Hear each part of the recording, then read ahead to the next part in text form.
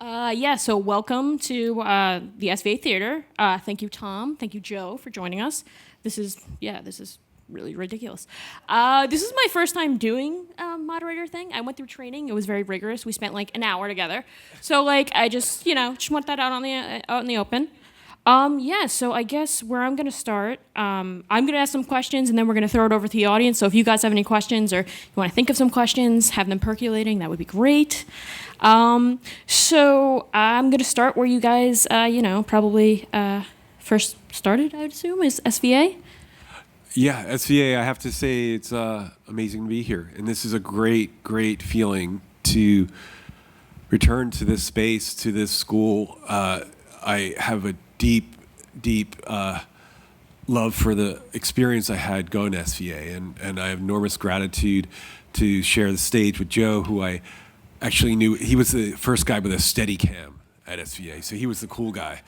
So to return here tonight, it's just a great feeling, and I recognize a lot of the things that SVA gave me, which is reflected in just a bit of the Bruce spirit, which is a focus with the work and the passion, and I think it all came from my experience studying at the school and living in New York City as a filmmaker. So I have enormous gratitude for you guys inviting me tonight and to share the stage with my cinematographer friend and fellow SVA student, Joe. Oh, thanks, Tom. Well, yeah, it's great to be back here. I mean, I have a lot of fond memories of SVA, and I have to say that it gave me so many great opportunities. I've made so many relationships from film school that carry on to this day, like my work with Tom and other directors and people that I met along the way. And that was the great thing about SVA. I remember it as being a very hands-on film school where we really not only studied the theory behind filmmaking, but also we actually really did it. And there were a lot of great relationships that came out of that, and I continue to cherish till this day. So, awesome. Okay. I guess next question I have for you guys is, and this is more pointed to some of the students that might be here, is when you guys kind of transitioned from becoming a student to going into the professional world, like, as you said, there are a lot of valuable things you got from here. Is there something specific that you could say that, kind of connected you, that made you, gave you a little bit of an edge maybe, or? Absolutely. I came from the era of actually NYU being really popular, and Spike Lee and Ed Burns, and that was a school that was talked about. And then I arrived at SVA and immediately started working. I started learning from working professionals, and that just changed everything for me. I was so proud to be part of SVA because, again, it was a work ethic that was established. And SVA, at the time, gave me an opportunity for an internship. And that internship was with a poetry series. And that poetry series I see reflected in all the work that I do.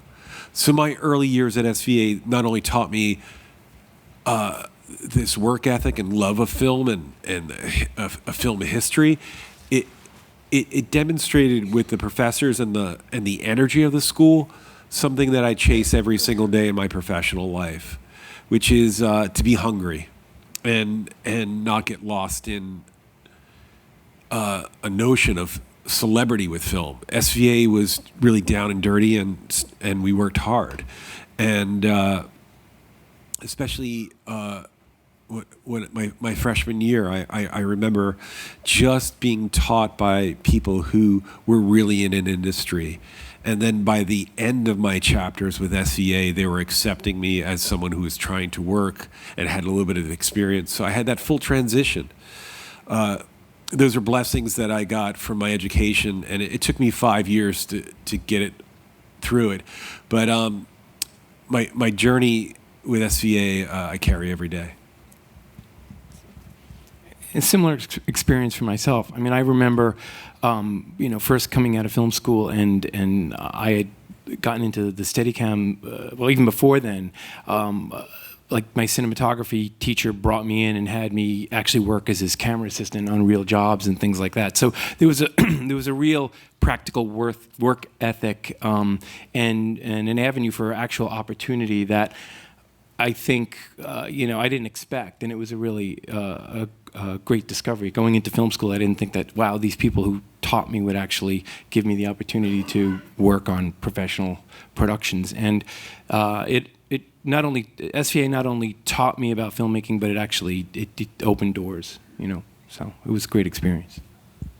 Awesome. Yeah, I can say from my experience that it's a similar situation in the social documentary department.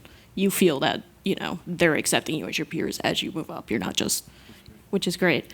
I guess next question would be, so you've done, like, I counted 20 projects with Bruce on IMDb. I don't know. There's probably more. I might have miscounted. I'm not a mathematician, so that could be a thing. And 12 short videos and like 9 I was throwing out numbers. Can I ask you, how did you meet him? It was pure luck, and I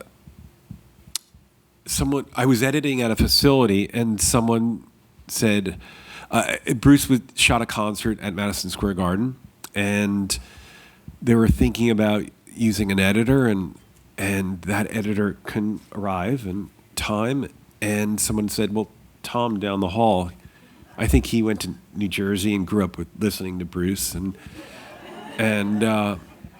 it was luck, but luck in the sense of just spending a lot of time cutting different kinds of music video, always working with Bruce's music before I actually got a job to do it, and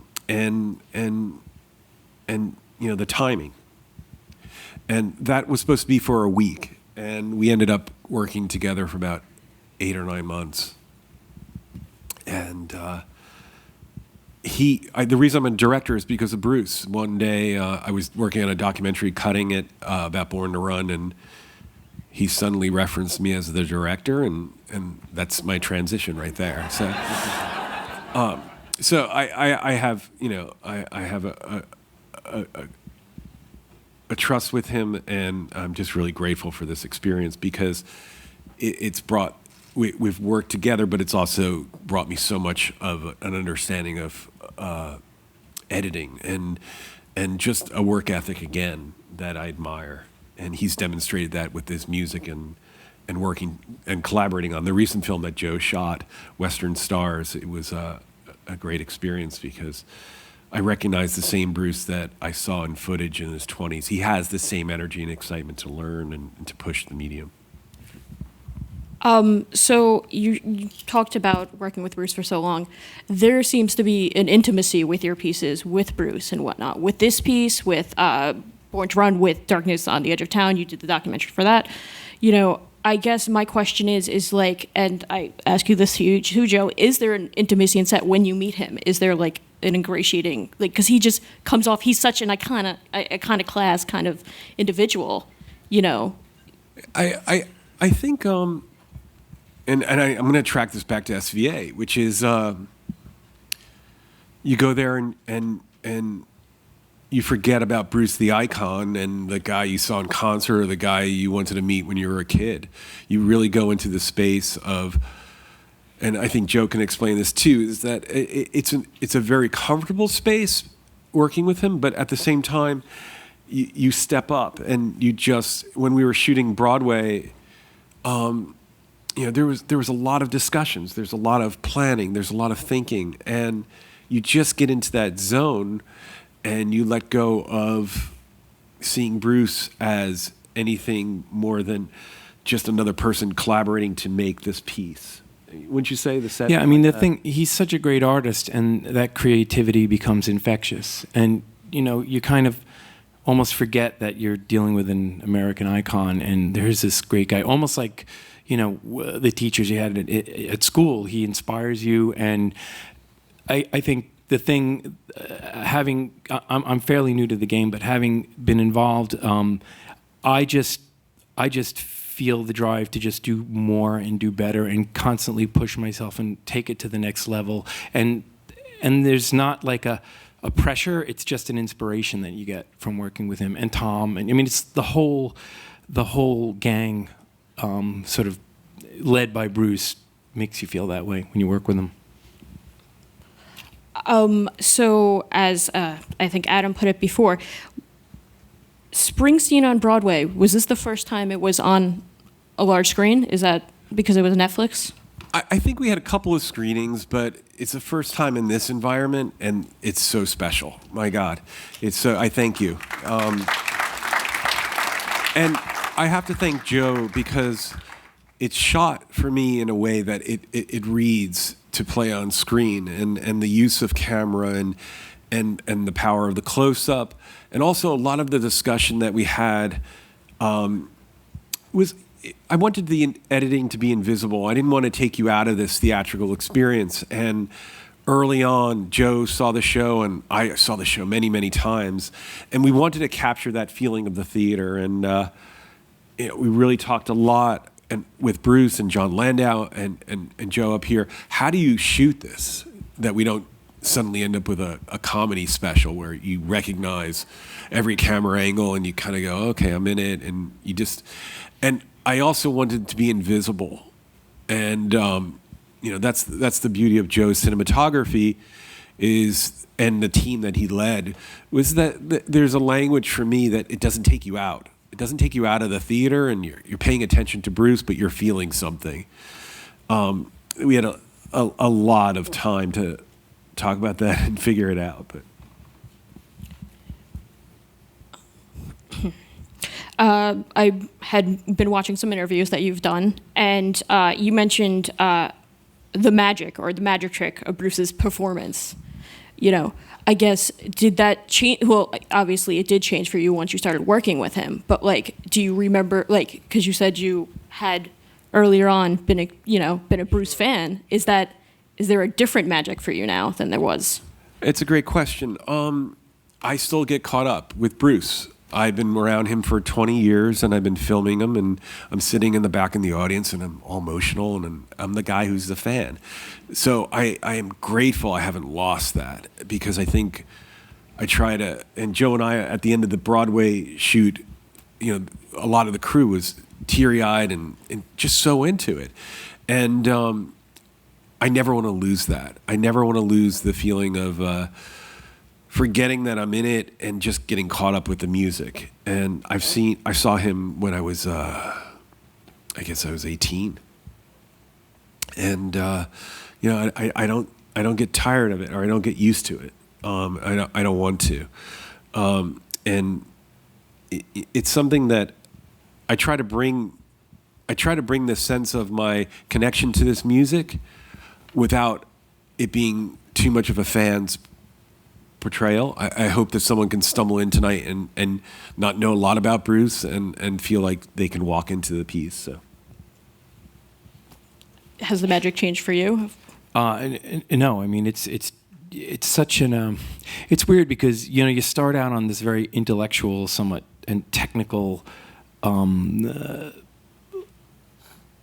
of view. Where are we going to place the cameras, and how are we going to do this and that, and how are we going to balance the lighting, and then it all starts to unfold, and you're looking through the eyepiece, and it becomes this kind of dance, and the music literally flows through you as a cinematographer, and you just, I don't know, I felt this movie more than I thought about it, in a way, if that makes any sense. There's this one moment, the song "Born to Run." I was editing it many times, and I wasn't happy with it, and I called up Bruce, and I was in the cutting room, and we were looking at this one camera, and we realized this one camera captured that song for the movie the best way, and that was Joe. That the last take is Joe's take, and you could see that he's on the whole time. He's in sync with Bruce, and there's a beauty to that because he's so in it that all the camera moves are happening instinctual to the music, and he's in pocket. And we ended up throwing out the other edits and just using the single take. So I thank him for that, because it's a pretty amazing thing not to mess up once in a song. So thank you. Okay, so I'm going to ask one more question, and then I'm going to lend it out to the audience.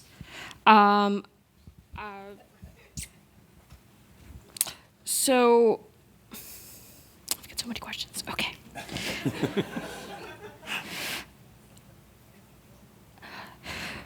So we're going to go a little wider, a little broader than just Bruce, because you have done films on Elvis Presley, and these are just a few. The Gift, The Journey of Johnny Cash, and whatnot. And I noticed with your style and whatnot when I was watching either a trailer or the film or the two-part series, which was the Elvis Presley, that, you know, there's a certain, again, it's an intimacy. Is there something about these musicians and their ability to kind of communicate through music that lends itself to a documentary form, like that kind of thing? I think I'm attracted to these stories. I'm dyslexic, and I really connect to music. And I struggle desperately to read and write. And I kind of fake it all day long in the world. So then I get to this place of dealing with music, and it's a relief. I feel like I have emotions that I can connect to, and I can set up and edit images together with music, like, to get a feeling across. But I couldn't write you an email that way, or I couldn't even text you, really. So I have this great blessing that's frustrating, but also helps me as a filmmaker. And these stories are really fascinating stories to me because if it's a documentary about the making of Born to Run or Darkness on the Edge of Town, it's really not about the record. It's about Bruce's journey as an artist. And I find those stories really fascinating. Or Elvis Presley. It wasn't about Elvis and his drugs. It was about the music and the artist, you know, losing the sense of the music in his life and the influences that he had. So I'm attracted to stories that are stories that you think you might know, but you have to look at it differently. And with Elvis, I was really interested in the idea of race and tearing down the story of Elvis that I was told as a kid. So I try to bring myself to it, and that's where the dyslexia thing comes in. But also, I try to explore characters that are interesting to me, and the music moves me. And Bruce, fortunately, has called me a few times. So.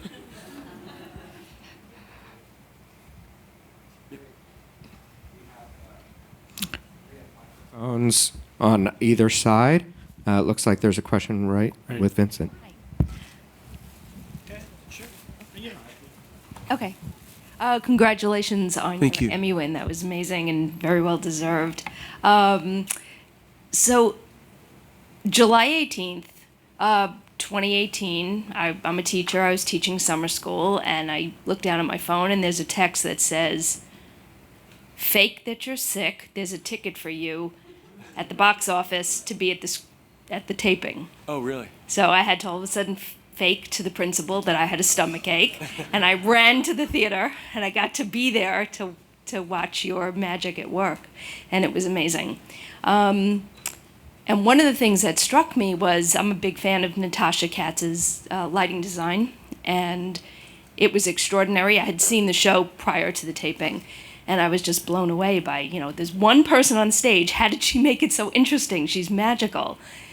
So my question is, how did you work with her? How did you make that into a film? How did you make her stage lighting into a film and keep, the rising, with the two lights coming up and all the other things that happen? How did you make that continue to work in celluloid?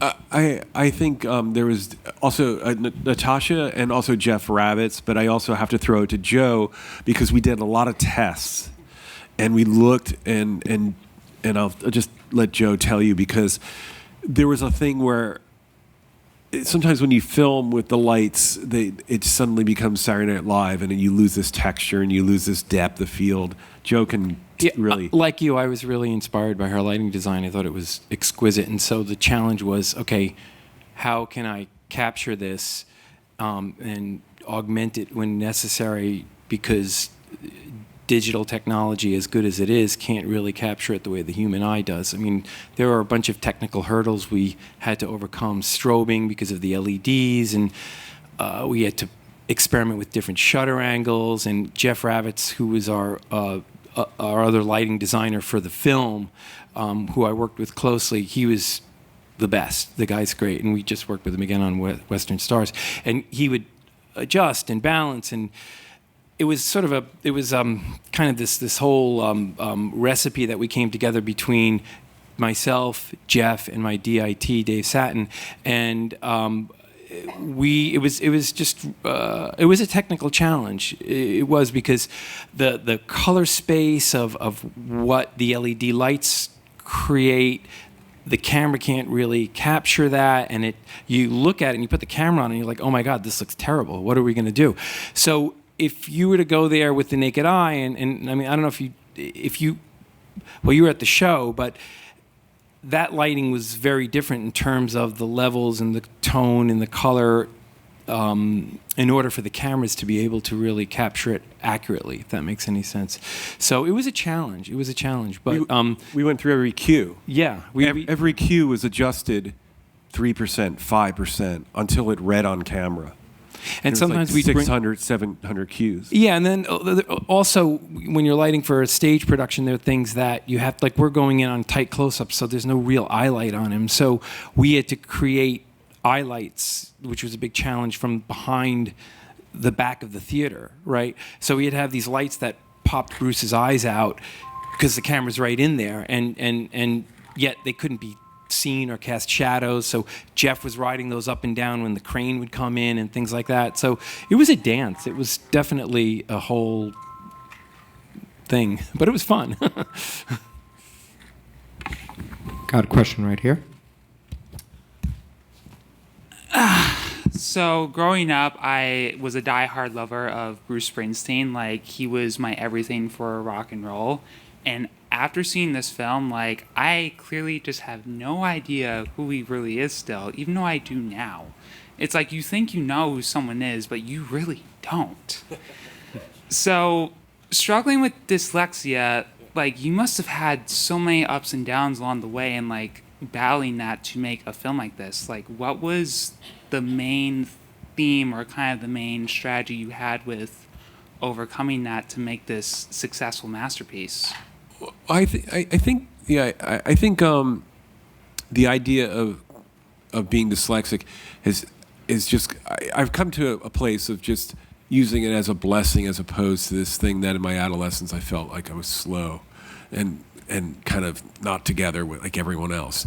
So I rely on the visual connection that I have to moments and photography and film and watching Bruce on stage. And I also rely on the power of music, especially Bruce's music. So I think to answer the question, the dyslexia is used every single day in some form of the work. That's good. And I recognize with him stories of my own life, as we all do, and I rely on those connections too, of growing up in the Jersey Shore and the imagery of his father I recognize and the stories. But I think everyone has a piece of themselves in this in some way. But I just carry that with me as I shoot. That's nice. Like, the imagery of father is really good, and Thank you.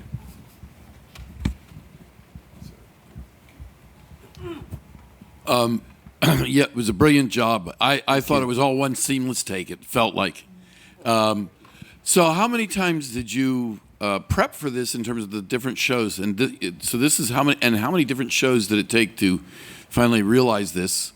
Was there some earlier version that you did like a full show and then you came back and looked at it? Or was this, and let me add, and I was trying to distill for myself, what about Bruce really do I connect with, or what do I understand? And it's how he takes the personal and makes it mythic, and then flips it back through his religious views, which I didn't see. I've never seen that religious element as much in Bruce until I saw tonight's thing. So there was a revelation for me. So I'm kind of curious to know what revelations about Bruce you got from this, as opposed to all the other things you've done with Bruce, both of you, I guess. Well, I think to answer the first part, I listened to this performance I had audio sent to me every night of the show. And I would listen to Bruce and listen to him week 1 play something a certain way, and week 2 he was tweaking it. So I was taking in his editing process. That's before they gave me the job to film it. I just started preparing. So I wanted to be in sync with him mentally on what was going on with the show, how he was fine-tuning it. The idea of what it revealed. Oh, we filmed it 2 nights, Joe, was it? 2 nights, yeah, we did 2 nights. But we did And then I shot a test Yeah, the too. test. Yeah, 2 times. Yeah. Yeah, we shot tests too, also to see how the camera was reading and what was working. But the thing that Bruce revealed to me was with this one, I stripped out some seats and we had a crane and we had a lot of things going on. And he could care less. He was there for the audience. And for me, that was a huge part of it, was him, his intense focus. Even though we were filming it, Yeah. it was still he was a still show. felt the connection of it being a live show, even though everybody was brought in, by special invitation. And I think that, to me, was the big reveal. It was a different experience. I had not worked with him in that way. And there was he cares about the process, I think, so much that there's no filming that's going to get in the way. He's not going to play to the camera. You have to step up to him. And that was kind of the experience. Yeah, I'd have to agree. Same thing. Any questions on my side? No questions on my side. We get Vincent. Can you throw it to another one? Hi, Rob. Hey, Tom. Thank you so much for this. I think I would just echo for a second what was said. I mean, for those of us who've been fans for so long, we feel like we know him. But with each new project, we're starting to feel like we know him more. And thank you for that. You talked at the beginning about how it started, and you mentioned this crazy word that I never used to believe in, the L word. You said luck. And so I'm curious now, 20 years later, how in your own career you've balanced these ideas that we all get from Bruce, which is unbelievable hard work and perseverance and luck. How has that changed in your own career? I think with my, I think I understand the question. I just want to make sure. Every time I get it, I just did a film on Western stars, and with Bruce and Joe shot that, and we start from the beginning, from ground zero. Just start. It's almost like if I just met him, and we're listening, and there's no writing on the history, and I've got that from Bruce, who's, he's not making Born to Run 2. He's going into the studio and he's exploring new ideas, and John Landau and Bruce are a huge influence to work around. And you just step up to that place of, okay, we're going to do something different, and what is it about? And with Western Stars, the recent film, it was we shot it in a barn, and it was the opposite camera language of Broadway, and the sound sonically it was different. So you just try to come to the space. For me, I try to come to the space with gratitude. I've got this job. What a great thing. I don't come to it with any of the years or the great things of like awards or something. I want to keep away from that in my creative space. I want to just walk in and in many ways just start again. And hopefully the gods throw me some luck. So. Yeah, I remember when I was in film school, my mom would say, you just got to get your foot in the door. And, here I am 20 years later, my foot's in the door, and you don't take it for granted, and you're just like, okay, great. I'm on the launch pad. I got this far. So now I really got to soar. So, and you're inspired, as I said earlier, you're inspired to do that. And you're working with someone like Thom and Bruce Springsteen, you step up your game, and there's just no other way to do it, going back in any way just feels wrong. It's just a natural thing. Just forward, baby. Yeah. Hey, Tom, how you doing? How are you? Good to see you again. All right, you kind of just talked about my question. comparing and contrasting Bruce on Broadway with the new Western Stars film. I mean, you didn't obviously with Bruce on Broadway, you had about 8 months of watching the show and listening to the show, so you knew. So once you got in there, you had a better idea of what you wanted to do. It sounds like with Western Stars, he just one day you did it, or over a span of a couple of days. So you didn't have 8 months to plan. Can you compare and contrast in that way? Well, there's elements of Western Stars that I had heard the music before, and I had a little bit of understanding of the music, so that helped. And in comparing the two, you have Bruce on Broadway here is with an acoustic guitar and a microphone, but then all of a sudden you had a 30-piece orchestra and a barn that was like a character and a set that was beautiful. So there's a different visual language that Joe and I came up with, and also the cutting is different, and Bruce scripted thoughts to have between the songs, and in a way, the biggest thing was that Bruce was in a different place and right next to me the whole time and making it. So the experience was very different, and for me it was perfect because it took us further. We went to a new place from Broadway, though we were quite happy with Broadway. We again didn't want to repeat, and also having Bruce as a co-director is really inspiring. And the barn and the sonic qualities of the strings and the new album were very different than the Broadway experience. So we played with that. How do we shoot the strings? How do we show this space? How do we let Bruce tell these stories between the songs? And Joe was great in that space too. Yeah, I mean, this project was very intimate, and I think we both wanted to, or Thom wanted, early on, he conveyed to me that he really wanted the point of view of the camera almost to be as if you're sitting in the audience and you're experiencing it. And I think part of the idea in making this was so that the people who didn't get to see the actual show could experience it and feel it.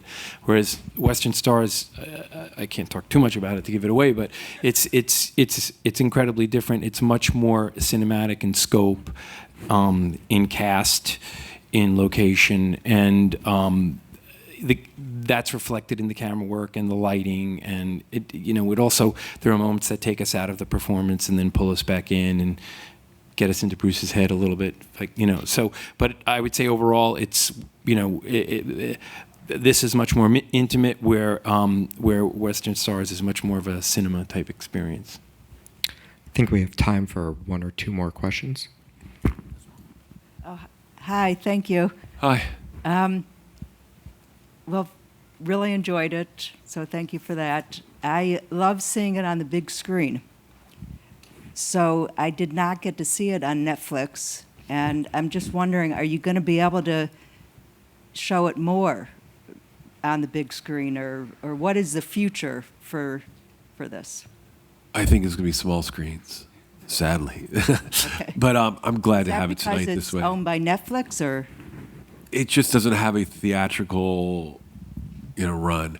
But I'm happy to say that the next film that Joe shot and it'll be out October 25th, that plays on the screen, and that's a great thing to have as a filmmaker, and as an SVA student, I hope it's going to play in the neighborhood so I can go.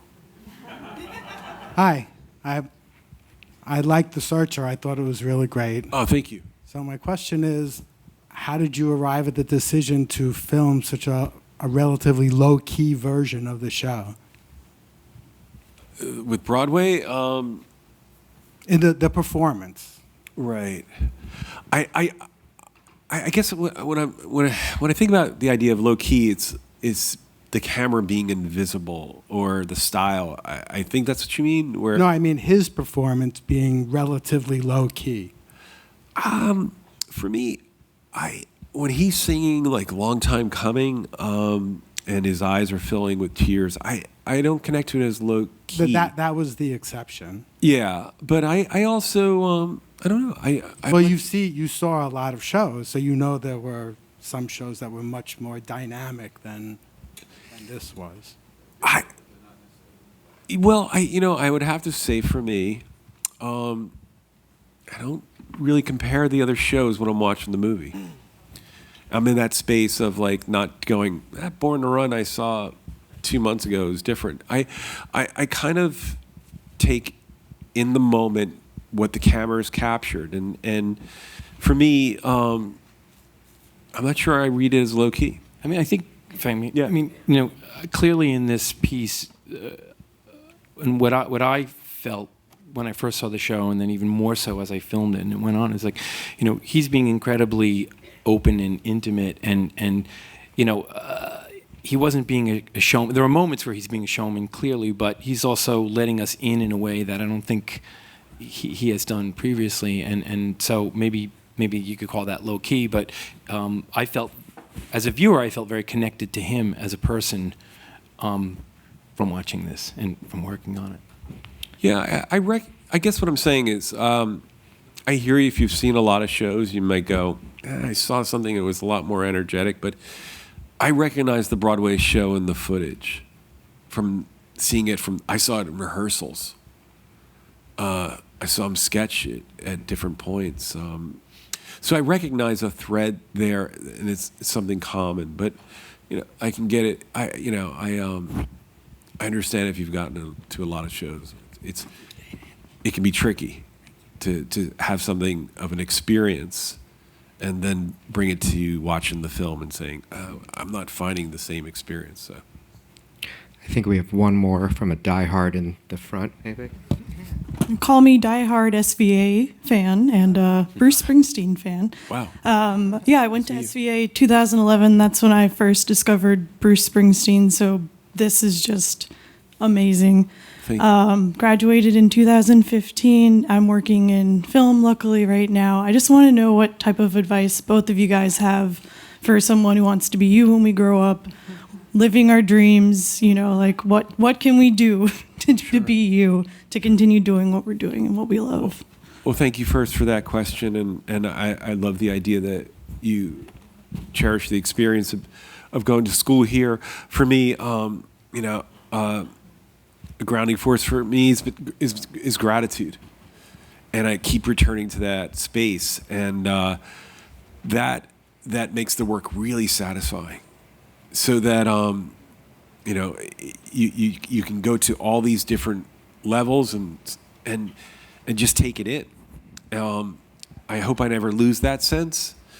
And also, like Joe was mentioning, walking up here, and you carry your own history. We were talking about the diners that are still here, and you know the beauty of being a New York filmmaker is that and going to SCAs, you carry with your experience the history of like, I remember cutting all night and being at that diner. You know, you just don't want to lose these things because they can creep into the work, and then somebody turns to you and says, I saw the Elvis film and I thought this was really cool. Well, it was really about an experience I had when I was 22 and I was obsessed with that song and brokenhearted. You know, it falls into the work. So my advice is, you know, to never believe your own press and enjoy the process and don't forget the beauty of film school. Yeah, I would agree. I mean, I think, you know, you have to have a lot of gratitude whenever you get a job and take every job seriously. I mean, last week I was in LA shooting a cereal commercial, right?